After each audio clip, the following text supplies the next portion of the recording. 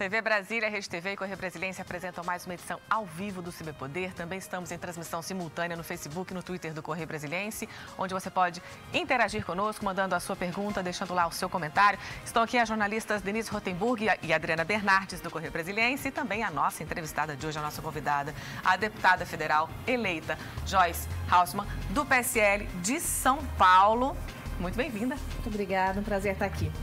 Você foi uma das deputadas mais votadas no governo agora na Câmara do Legislativo por São Paulo. É também uma das principais aliadas do presidente Jair Bolsonaro, então a gente vai falar muito disso aqui. Vamos começar pelos primeiros dias aí desse governo de transição e das polêmicas todas envolvidas e dos recuos do presidente eleito Jair Bolsonaro. Qual que é a avaliação que você faz pra gente sobre Só uma isso? correção, eu fui a deputada mais votada da história da Câmara dos Deputados. Então da história da Câmara dos Deputados, eu fui a mulher mais votada. Então, eu preciso deixar... Em todos os tempos. Em todos os tempos. Né? Não há precedentes nem pela metade. Não houve nem metade da votação. Nenhuma outra mulher fez nem metade dessa votação. E eu digo isso para honrar cada um dos 1.078.666 votos que eu tive. Então, antes de você responder aquela pergunta, a que você deve e acredita tantos votos? Vontade de mudança, né? A população deu um recado muito claro nas urnas de que não aguenta mais, não quer mais, né?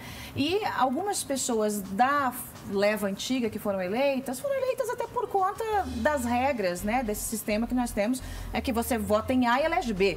Eu mesmo ajudei a eleger aí boa parte da nossa bancada, né? Mas a população deixou bem claro que quer mudança. Eu tenho um histórico de combate à corrupção e a pauta da vez é essa. A população quer o combate à corrupção, ponto, acabou. Então, a população entendeu que com aquilo que a gente tinha no Congresso não ia dar para combater corrupção coisa nenhuma. Então, tem que mudar, tem que dar chance para gente nova, né? E por isso, eu acredito a isso aí, essa votação histórica. Então, vamos voltar agora para a primeira pergunta. Vamos. Qual que é a sua avaliação sobre esses primeiros dias desse governo de transição de Jair Bolsonaro, voltando atrás em tantas questões polêmicas, presidente? Olha, veja, o Jair Bolsonaro, né, presidente eleito, está construindo um caminho de novo Brasil. É absolutamente natural que ele coloque uma medida, teste, olha, vamos ouvir a sociedade, olha, essa parte aqui, por exemplo, meio ambiente. O meio ambiente acabou ali se arrepiando, né, com a história da fusão das pastas. Mas no passado recente, e eu fiz a campanha com o Jair, eu fiz a campanha com as mulheres junto com ele, no passado recente, grupos ligados ao agro e ao meio ambiente diziam, olha, é interessante unir as pastas, é interessante unir as pastas. Passou o período eleitoral, outros grupos ligados ao meio ambiente disseram, olha, isso tem uma visão internacional muito grande, talvez seja melhor não unir as pastas, não unificar. E o Jair é um homem que escuta. E escutando essas vozes todas, ele disse, se é melhor não unir, a gente não vai unir. Eu não vejo nada demais, porque esse é o momento exatamente dele fazer isso.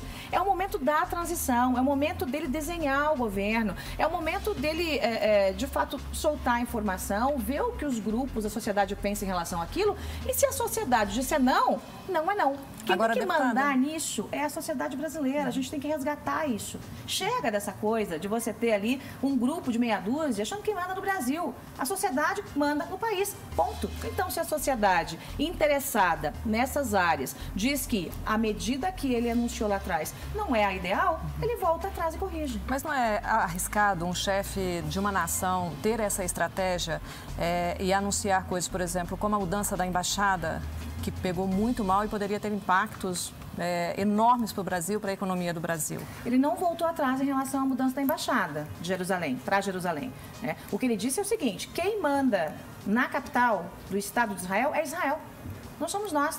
Então, se Israel decidir que, sim, vai mudar a capital para Jerusalém, pronto, acabou. A gente não tem que se meter nessa história. Mas nem o governo de Israel foi para lá ainda. Ele não se antecipou, então, ao colocar essa posição da mudança da embaixada? Eu acho que não. Eu sou favorável à mudança da embaixada para Jerusalém. Mesmo com os impactos que pode ter para o agronegócio, para os produtores de carne, por exemplo? Veja, eu acho que a questão da autoridade de Israel sobre a sua capital não tem que ser uma questão levada para o mercado exterior, para o comércio exterior. Você não pode aceitar uma política de achaque de qualquer país que seja, aqui eu não estou me referindo a país A, B ou C, porque um país decide que a sua capital é aqui ou acolá. Quem tem que decidir por Israel é Israel. O que cabe a nós agora? Cabe a nós abrirmos um caminho de diálogo em relação a esse comércio, em relação à exportação de carnes com os países árabes. Né? Não é possível que os países árabes usem isso como pretexto para fazer um boicote ao país. Não é razoável, a gente está falando de duas coisas completamente diferentes.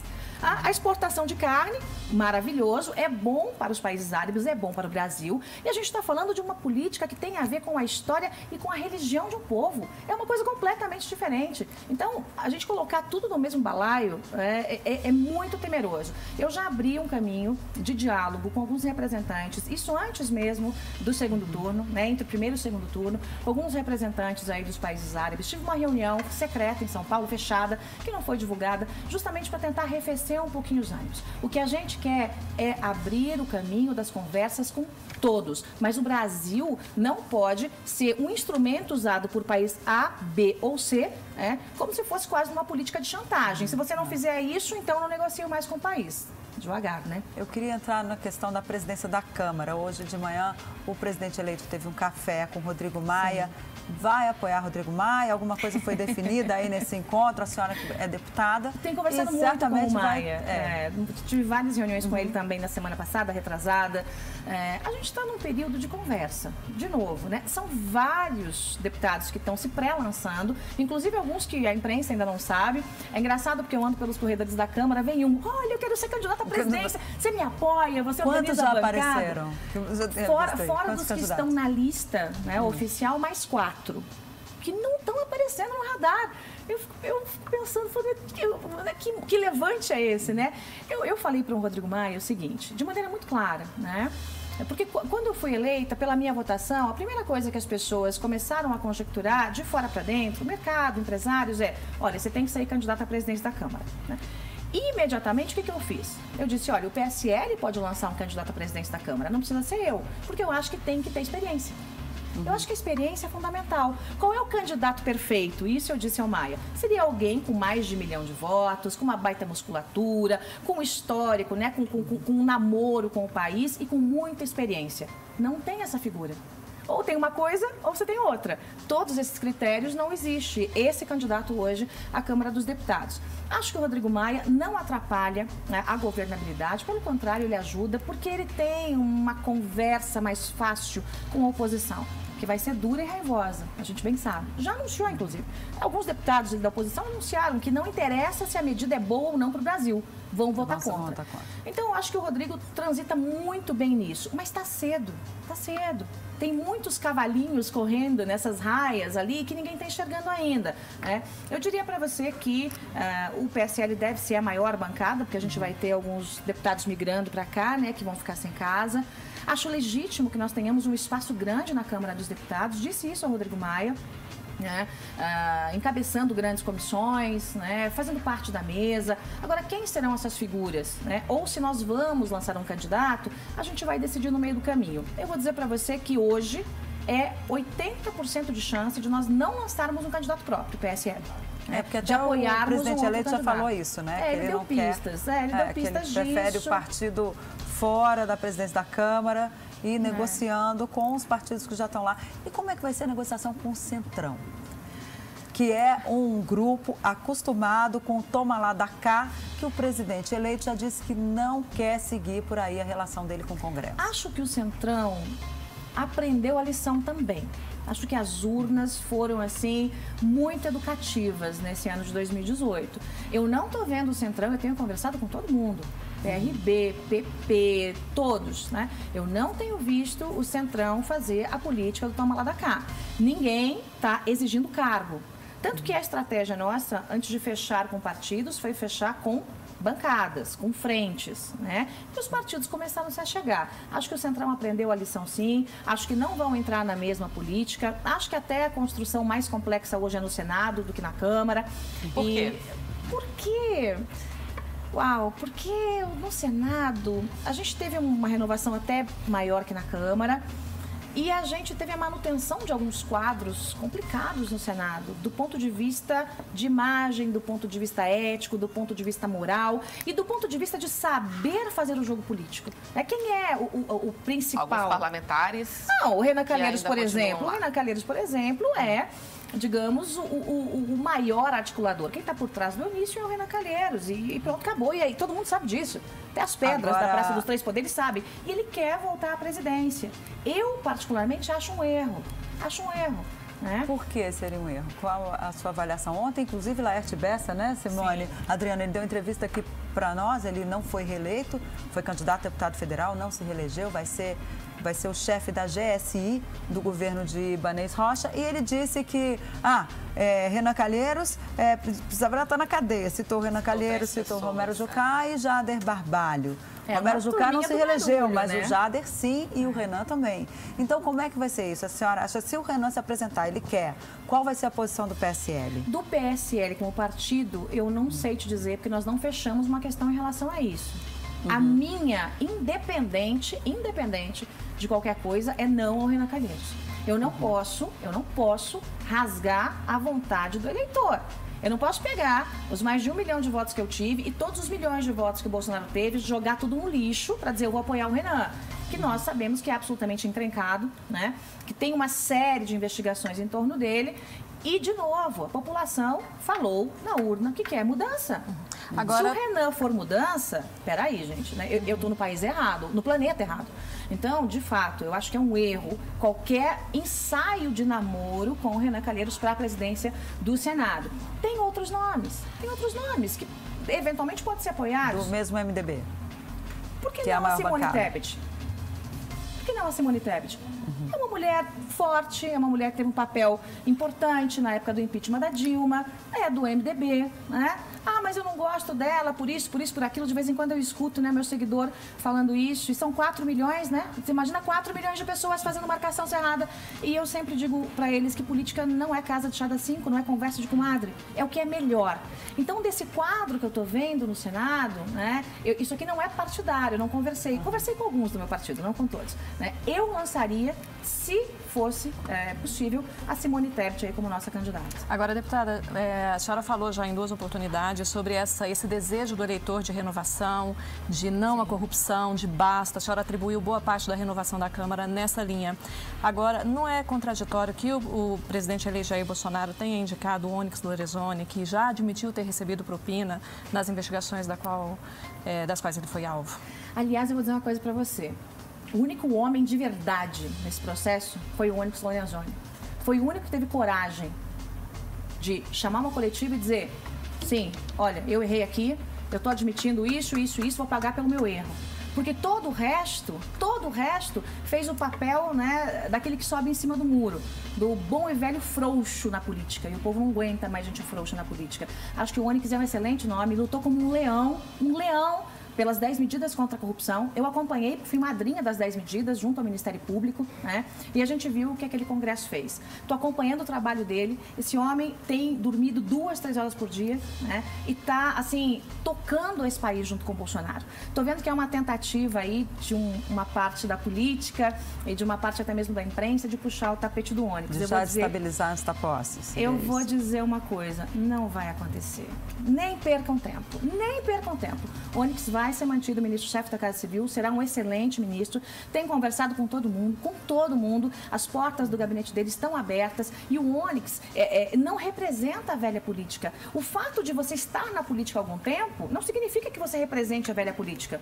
Nós talvez tenhamos, dos novatos, gente que represente a velha política. O tempo vai nos dizer. A velha política é a política do toma lá da cá, é a política da malandragem, é a política da propina, né? O Onyx não representa isso. Ele é um homem sério, é um homem correto e se, obviamente, ele se desviar do caminho, aí é outra história. Mas hoje ele tem se mostrado muito correto com o presidente, muito leal e acho que será um excepcional ministro. Estou apostando minhas fichas, viu? Por falar se ele errar, eu sou a primeira a bater, gente. Eu sou a primeira a bater, inclusive no meu partido. Eu não tenho, assim, político de estimação nem dentro do meu partido. Errou, eu sou a primeira a bater. Mas ele não está errando, ele está acertando. A senhora falou em prestar, como é que chama?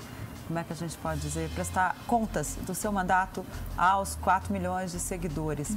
Essa coisa das redes sociais, um mandato via redes sociais dentro de uma casa tão política como a Câmara dos Deputados, onde as coisas são feitas muito por acordos. E essa coisa também do presidente eleito de querer fazer o relacionamento com o Congresso direto com as bancadas temáticas e não com os partidos. Até quando isso vai funcionar, uma vez que são os partidos que elegem os presidentes das comissões, eles que indicam os presidentes das comissões, os relatores também são indicados pelos líderes dos partidos e não pelas bancadas temáticas.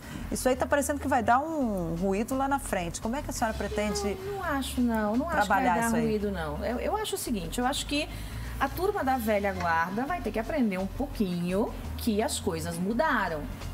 De novo, o recado das urnas. O meu mandato vai ser o estilo reality. O meu seguidor e o digital meu eleitor... Digital e não analógico. A Câmara estava acostumada com a analógica e agora é digital. Eu não uso papel para nada. Eu sou totalmente digital. Então, tudo está aqui. Meu estúdio está aqui no meu celular. Você me ligou, eu estava em live, né? Tá chegando, eu estava ao vivo. Então, esse é o relacionamento que foi construído e a gente não pode jogar fora. O próprio Bolsonaro fez campanha assim. A gente não pode jogar isso fora. Esse seguidor é o nosso eleitor. E a melhor forma de você trazê-lo para dentro da sua sala, para dentro do seu gabinete, para dentro da sua casa, é através do telefone celular. Então, isso, para mim, vai ser mantido assim. Vai ser um mandato reality e aquilo que eu puder mostrar para a população que está acontecendo dentro da Câmara dos Deputados, eu vou mostrar. Eu acho que a gente tem que ter menos portas fechadas e mais portas abertas na Câmara. É assim que tem que ser, né? Em relação ao Jair, ao presidente, né? Às vezes eu falo assim, 01. Aí eu falo, agora eu não posso chamar de 01 mais, né? Tem que ser senhor presidente, né? Em relação ao nosso presidente, conversar com as bancadas temáticas foi uma excelente estratégia. Porque quando você conversa com a bancada, você está conversando com vários partidos ao mesmo tempo. E conforme houve o fechamento, né, dessas parcerias, aqueles que estavam mais arredios começaram a se achegar. E tem uma coisa que não muda, é o cheiro do poder. Muita gente está se achegando pelo cheiro do poder, só que são votos, e a gente tem que fazer essa condução de forma inteligente. O plenário da Câmara dos Deputados não pode ser um ringue. Vai ter enfrentamento? Vai. O pessoal está com muita expectativa onde eu passo, você e a Glaze. Claro que vai ter enfrentamento com a Glaze, enfrentamento pesado, né? Mas a gente tem que conversar, inclusive, com a oposição. Passou a campanha, agora a gente tem que tocar o Brasil para frente. Agora, a gente percebe também que, em relação ao plenário da Câmara, a senhora diz que ele vai continuar com as bancadas temáticas, mas dentro do plenário, a relação, inclusive na hora de chamar o regimento, dá a voz aos partidos e às lideranças. Como é que vai ser isso? Não, eu não disse que ele vai continuar com as bancadas temáticas. Eu disse que a estratégia para trazer os partidos. Ou seja, então agora isso vai mudar. Eu defendo a formação de um grande bloco nosso, né? Estou trabalhando para isso com vários costurando, partidos. Um blocão. Quais partidos fariam parte desse blocão? Qual que é o desejo? O ideal. O meu desejo é criar a bancada do bem e a bancada do mal, né? Então, toda aquela tropa que quer só fazer oposição por fazer, que fique do lado da bancada do mal. Todos os outros são muito bem-vindos. Mas a senhora acha que é prudente, num país que teve uma disputa tão acirrada do eu e eles, continuar com essa visão? Você realmente acha que o PT e o PSOL vão nos ajudar em alguma coisa? Não há a menor possibilidade disso acontecer. Menor possibilidade. Eu estou disposta a conversar com o PT. Já disse isso. Mesmo que eu tenha que tomar um engove antes. Eu estou disposta a conversar com o PT. O partido está disposto a conversar com o PT. A gente está falando de uma bancada grande. Eu estou falando de uma bancada grande que já anunciou que vai fazer de tudo para obstruir o nosso caminho. Então, o que eu acho que nós temos que fazer agora, em especial esses players do partido que tiveram muito voto e tem muita gente que acompanha, né? Como eu, como o Eduardo. Eu acho que a gente tem que mostrar para o eleitor também do PT o que eles estão fazendo. Olha aqui, ó, você está vendo o seu deputado? Isso aqui é bom para o Brasil. Sabe por que ele está votando contra? Sabe por que ele está obstruindo a pauta? Porque ele quer prejudicar o governo. Então tem que deixar a coisa mais às claras. E eu acho que as redes sociais serão aí, assim, pra gente a maior arma que nós vamos ter. Eu não vou me furtar em expor deputado que esteja fazendo jogatina política dentro da Câmara para prejudicar o governo. As redes sociais definiram o resultado dessa eleição? Com toda certeza. foi a eleição das redes. Agora, isso eu já dizia há 2 anos, né? E até tive uma conversa com algumas pessoas do PSDB em São Paulo, e eles diziam, não, Joyce, isso é loucura. Falei, aguardem. Vocês entendem tudo de política, da velha, e não entendem nada de gente. Aguardem, vai ser a eleição da TV contra as redes. E as redes vão vencer essa parada. E as quando fake começar news? O processo eleitoral, quando começar a propaganda política, quem tiver mais tempo vai morrer. Né? E as pessoas olhavam para mim como se fosse uma loucura o que eu estava dizendo.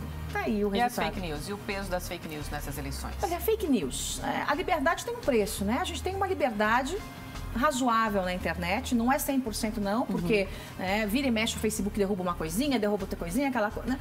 Mas faz parte da liberdade. Então, assim, ao invés de ficar regulamentando tudo, regulando tudo e colocando um monte de impasses para cercear a liberdade, a gente tem que saber como se proteger das fake news. E o melhor jeito é a informação. Informação. E educação. É buscar 2, 3, 4 veículos diferentes, é buscar vários portais diferentes, é buscar várias redes diferentes. É o melhor jeito. A pessoa bem informada, na hora ela sabe que é fake news. Mas a senhora acha que a população brasileira, a maior parte da população brasileira, ela tem condições e ela tem tempo para buscar essas informações? Eu estou falando daquele eleitor, da dona de casa que sai de casa de madrugada às 5 da manhã, volta para casa às 7 da noite, aí vai fazer tarefa com o filho, ou do jardineiro que também tem uma rotina muito pesada. A senhora acha que é possível esperar isso dessa camada da população, que é a maioria do nosso país? Bom, a maioria do nosso país, mesmo tendo uma condição mais difícil, mesmo sendo mais pobre, a gente tem que mudar isso, mesmo tendo menos educação e a gente tem que mudar isso, tem um telefone celular na mão e tem o WhatsApp. O WhatsApp foi assim um movimentador nessa eleição. Mas foi por onde mais circulou fake news. Fake news e true news.